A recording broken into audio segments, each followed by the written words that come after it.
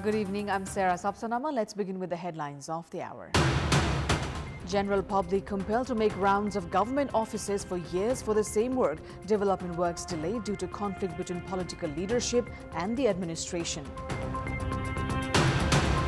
Local levels failed to formulate their laws despite Constitution reserving their rights and jurisdiction.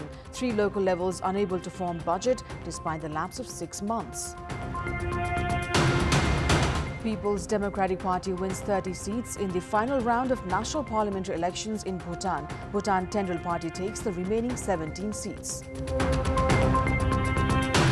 And ENFA struggles to prepare its annual calendar. The fate of leagues and tournaments on hold since 2 years still uncertain.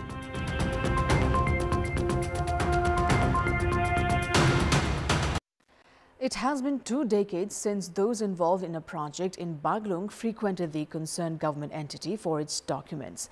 The project has yet to be granted approval. This is just a representative case where people who wish to work in the country have been disheartened due to procedural hassles. The government in the fiscal year 2060-61 had decided to construct 828 megawatt Uttar Ganga hydroelectricity project in Gawa of Baglung. Locals and the stakeholders have been frequenting the concerned administration since then to proceed with the construction of the project. The document of the project had been sent to the Ministry of Forest after concluding the environmental impact assessment. This is just a representative case, as a number of such grievances can be witnessed at various government administrations. Lakshmi Prasad Devkota of Raswa has also been frequenting the Ministry of Forest, citing obstruction in development works by the national park. His complaint has also gone unheard. Majority of the service seekers say that the government staff have failed to fulfill their responsibilities, while the minister has remained indifferent towards their issues. Along with Minister Mahato, Minister for Drinking Water, Mahindra Raya Yadav have put the blame on the government employees. He said that the Melamchi drinking water could not be brought to Kathmandu after a secretary did not provide his signature in the documents on time. Likewise, Ministry for Physical Infrastructures has said that dozens of files that have been forwarded to the Ministry of Finance and Planning Commission for approval have remained stranded. Both the government entities have indulged in blame game, while the public have been at the receiving end. Now, public's works have been affected by the tussle between political leaders and government employees. Ministers in recent time have been pouring grievances regarding lack of support from government staff, while government employees speak of unnecessary pressure from ministers. The delay in making policy-level decisions due to this has been affecting the general public. Lawmaker of Nepali Congress, Deepak Khadka, had reached the Ministry of Forest after the documents of a hotel that has been constructed in the capital's Buranilkantha was not moved forward. Minister for Forest, Birendra Mahato, has said that the staff under the ministry had not complied with him, while Secretary Deepak Kumar Khalil has said that he would not work against the laws. This is not the first instance of dispute between minister and government staff.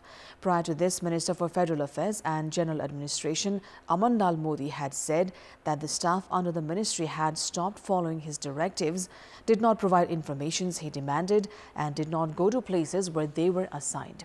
Likewise, Minister for Tourism, Sudan Kirati, had demanded clarification from Managing Director, of the Civil Aviation Authority of Nepal, CAN, Pradeep Adhikari, saying that he had not followed his orders. In the fiscal year 2067, then Finance Secretary Rameshwar Khanal has resigned from the post after the dispute with them. Then Minister for Finance Bharat Mohan Adhikari intensified. Former Minister for Forest Matrika Yadav had misbehaved by locking former local development officer Danduraj Ghimire inside a toilet. Former Minister for Tourism Prem Bahadur Ali had verbally abused Managing Director of Nepal Airlines Corporation Yuvraj Adhikari. A similar trend can be witnessed in provinces as well. Former Minister for Sports of Gandaki Province, Rajiv Gurung, had assaulted the information officer of the ministry, Prakash Ojha.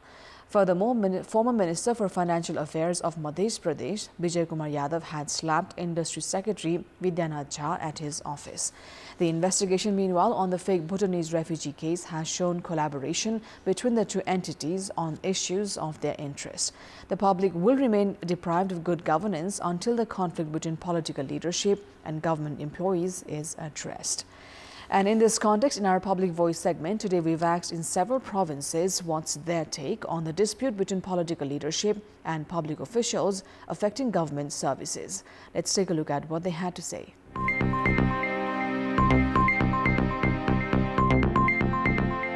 नेता भन्दा बेसी जिम्मा चाहिँ कर्मचारीको यो देशमा दुवैजना मिलेर पञ्चिनी काम मात्रै भइरहेछ यहाँ तर जनताको काम छिटो भन्दा छिटो हुनु पर्छ गैर जिम्मेवारी कुरा हो आफ्नो कर्तव्यको बोध नहुनु एउटाले अर्कोलाई चाहिँ टाँसो लगाएर पञ्चिनी कुरा हो सरकारले नै चाहिँ त्यो सबै चाहिँ संगठनलाई चाहिँ खारिज गरेर चाहिँ स्वतन्त्र रूपले चाहिँ ब्युरोक्रेट्सहरुलाई चाहिँ काम गर्न दिनुपर्छ चाहे राजनीतिक पार्टी होस् चाहे कर्मचारी होस् जोसुकै होस् सेवा गर्छु भन्ने मान्छे जनताको सेवक हो त्यो जनताको सेवा चाहिँ कर्मचारी र जनप्रतिनिधि बीच एकदम नङ र मासुको सम्बन्ध हुनुपर्ने हो एउटा राज्यको निकायको कर्मचारी र राज्य नै सञ्चालनमा लागिरहेका राजनीतिक दलका जनप्रतिनिधि बीच एउटा समीकरण मिल्नुपर्छ जसले गर्दा राज्यले विकासको फाटो हुन्छ काम आफ्नो आफ्नो ठाउँबाट गर्दियो भने मलाई लाग्छ द्वन्द्वै हुँदैन कर्मचारी र नेताहरूको मिलोमतले सबैजना खाए ठीक नभए बेठी अराजकताको पराकाष्ठा भन्छन् यसले गर्दाखेरि यो काम हुनु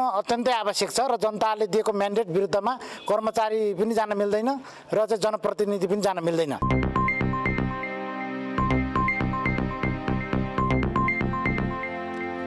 People have begun terming the province structure ineffective and that it should be scrapped. However, the main reason for the failure, experts say, in rendering the province government effective is the centre. The Constitution had granted 22 rights for formulation and implementation of laws to the province government, including collection of tax at local level, basic and primary education, record management, drinking water and conservation of minerals, among others. A consensus must be reached at the local level to formulate laws. However, laws have not been formulated due to disagreement between public representatives, due to party structure and lack of experts.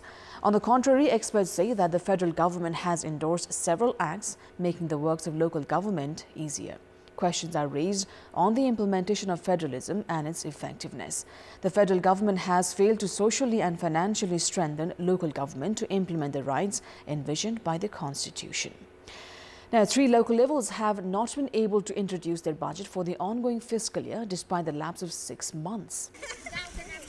Teachers from Sarlahi's Chandranagar rural municipality resorted to protest after the local level did not release their salaries since 5 months. The reason, lack of budget for the fiscal year 2080-81. Local representatives failed to call for the local level meeting due to internal disputes to finalize their budget. As a result, apart from teachers, the local level staff have also yet to receive their salaries since August. Elsewhere, the scenario is similar in Sarlahi's Haripurba municipality and Rohtah's Fatua Bizay municipality that have yet to form their budgets. There have also been lack of consensus among local level chairpersons and deputy chairpersons, which has delayed the budget. Experts opine, regardless of the situation, the local representatives have violated laws by failing to give their local levels the budget. Based on the constitution of the state, local levels are bound to introduce their budgets by 25th of June each year. However, there also seems to be a lack of laws regarding actions if local levels fail to do so. In any case, the failure to abide by the constitution has raised questions on the intentions of the people's representatives, and calls have grown for the formation of the laws for action to make the people's representatives accountable. It may be recalled that Siraha's Karjania, Rohtah's Bodhimai and Dhanusha's Nagaran municipality had not introduced their budgets till 6 months of the last fiscal year. The lack of budgets have also affected development works. Rashtriya Prajatantra Party's Amar Bahadur Bista has been elected Speaker of Koshi Province Assembly unopposed. He has also taken his oath of office and secrecy. Bista was administered the oath of office and secrecy by Koshi Province Chief Parshuram Khapung and will assume office tomorrow. The 70-year-old hails from Jhapa's Gauradhal municipality and is proportionate provincial assembly member. His candidacy for the speaker post was proposed by his party's provincial assembly leader Bhakti Prasad Sitola with the support of provincial assembly member Premraj Thamsuhang from the same party. Bista had entered the national politics from the All Nepal National Free Students Union in the Nepalese year 2028, which is over 5 decades ago. He served in the Panchayat in Juropani village of Jhapa 5 years later and got promoted to deputy chief position in a year. He then actively participated in Rashtriya Prajatantra Party after the 1990 Nepalese Revolution.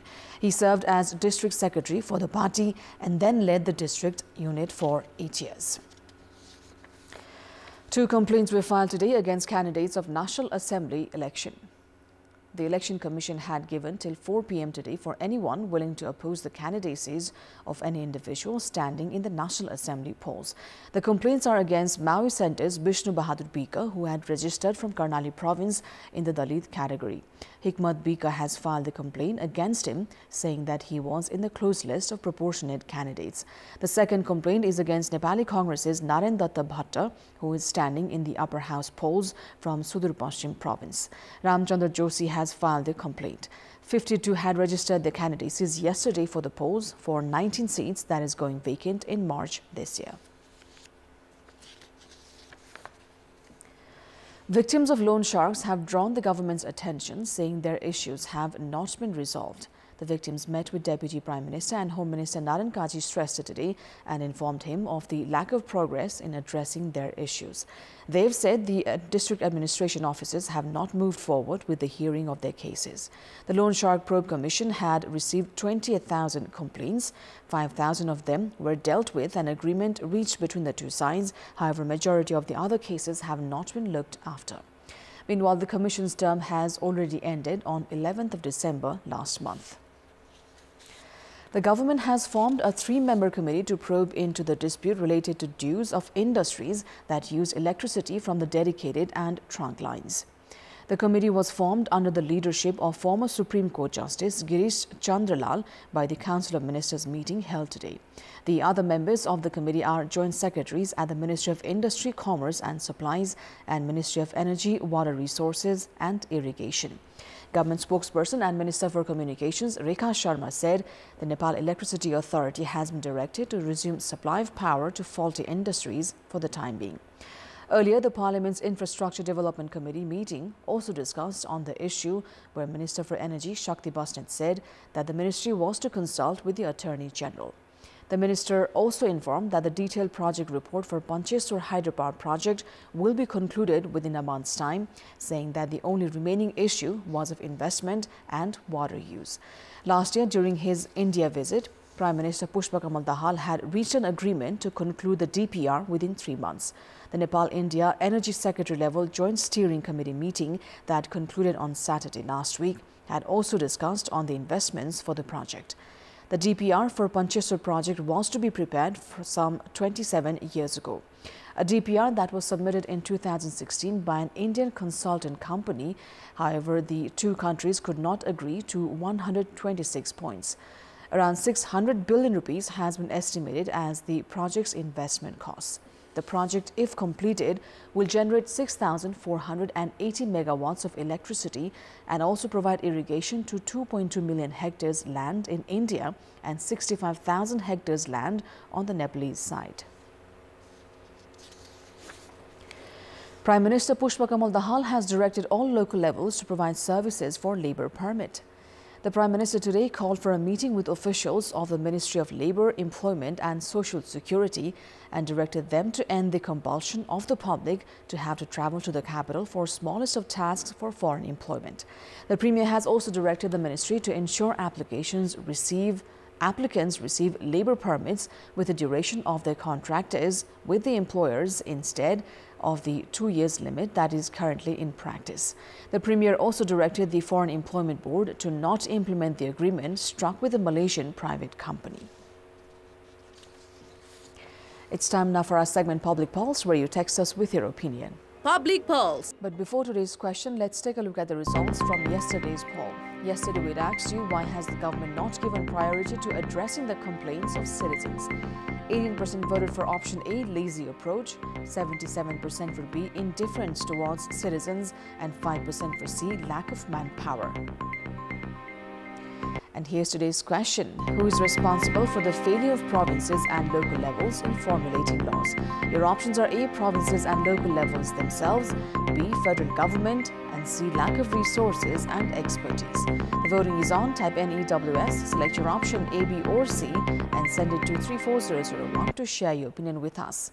Time now for international update.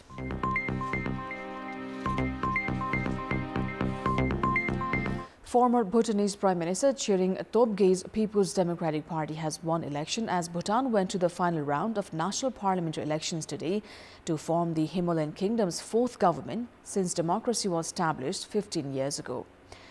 Nestled between China and India, the majority Buddhist nation ushered in democracy with the first free vote in 2008, 2 years after former King Jigme Singye Wangchuk abdicated in favor of his Oxford-educated son Jigme Khesar Namgyel Wangchuk. The country of fewer than 800,000 people, roughly the size of Switzerland, has deep economic and trade relations with its southern neighbor India, its biggest donor and economic partner. Nearly 500,000 voters were eligible to choose 47 members of parliament or the National Assembly from among 94 candidates fielded by two political parties, Bhutan Tendril Party (BTP) and People's Democratic Party (PDP), which won the primary round in November. The voter turnout was 65.60% as 326,775 exercised their franchise. PDP won 30 seats while BTP took the remaining 17. Sports news. The All Nepal Football Association (ENFA) has struggled to prepare its annual calendar as it heavily depends on FIFA and AFC for budget, which the organizations have tightened in recent time following reports of irregularities. As a result, the association has not organized age group tournaments for years. It may be recalled 2 years ago, the Women's League had to be ended midway. The Marty's Memorial B Division and C Division leagues have yet to take place since 2 years. The A Division League ended 8 months ago amid disputes between clubs and ENFA, and it is yet uncertain when the next season will be held. Likewise, the Women's Age Group Tournament has not been held for almost 6 years now. However, the association seems mired in controversies and lack of transparency, among others. Questions are also rife on the leadership of the association for the ongoing scenario. The lack of a calendar means the association cannot demand for budgets from AFC and FIFA, and neither can it search for domestic funding partners. The only events in the schedule are World Cup qualifiers and international tournaments. Despite the craze for domestic football, ENFA has not been able to make the most out of the demand, while players have been leaving the country out of lack of opportunities. The semi-final equation has been set for the 34th edition of National Men's Volleyball Tournament underway in Surkhet.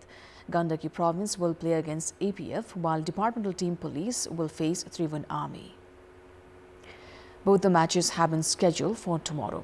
Group A winners, APF, will play against Gandaki at 10:30 a.m., while the second semi-final between Group B winners, Army, and Group A runners-up Police has been scheduled for 1 p.m. The final match and the third place match will be played on 11th of January. And that is all for the moment. Thank you for watching. Good night.